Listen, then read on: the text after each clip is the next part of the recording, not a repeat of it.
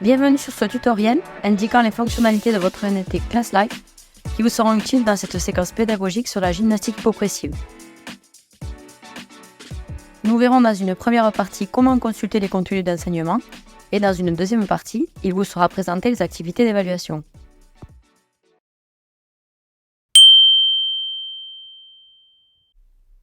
Une fois identifié, vous arrivez sur la page d'accueil de l'UNT, composée de plusieurs blocs. Pour accéder au module de contrôle postural, vous devez vous diriger vers l'espace Matière. Vous pouvez aussi y accéder en cliquant sur l'icône de l'étoile qui est sur la barre de navigation sur la gauche de l'écran. Pour accéder au contenu du cours, vous pouvez cliquer sur l'icône contenu ou bien accéder à travers le menu qui se trouve sur la droite de l'écran. Le cours est divisé en différents thèmes. On peut alors déplier notre sujet de gymnastique hypopressive pour en voir les contenus. Ils sont découpés en plusieurs sous-parties, origine, description, analyse de la posture, évaluation. La première activité est un forum créé pour pouvoir échanger sur des questions en relation avec le sujet, avec le professeur et avec l'ensemble des élèves inscrits dans le cours. Ici, nous voyons comment le professeur répond à la question.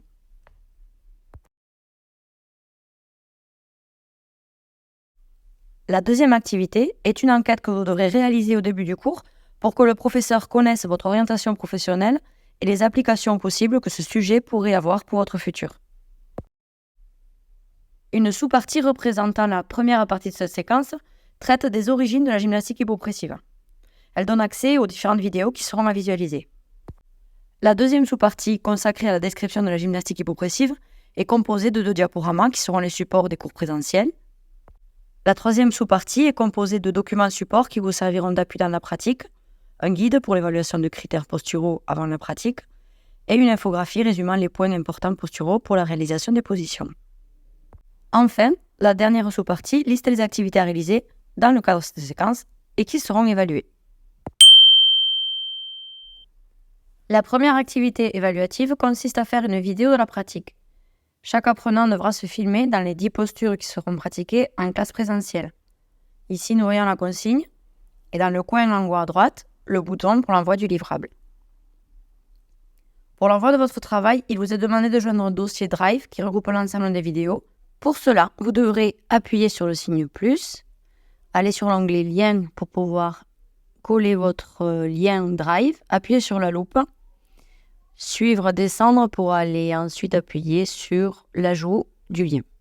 Le système indique alors que le travail a été correctement déposé. Pour la deuxième activité, la remise du travail est assez similaire. Je vais profiter de la manipulation pour montrer comment modifier un dépôt. Donc on voit que pour cette activité, il faudra envoyer une présentation sur des concepts anatomiques.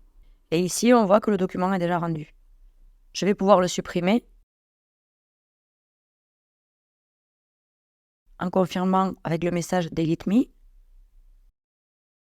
Puis je vais revenir sur le signe plus pour répéter les étapes de dépôt. Ici, je resterai sur l'onglet de fichier et j'irai chercher mon document sur mon ordinateur pour le joindre.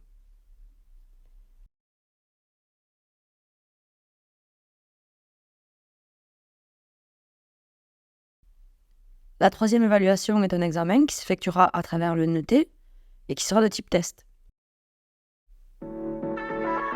Nous sommes arrivés au bout de ce tutoriel. Vous savez maintenant quels seront les contenus de cours et où les trouver, et quelles seront les activités évaluatives et comment les livrer. Bonne formation!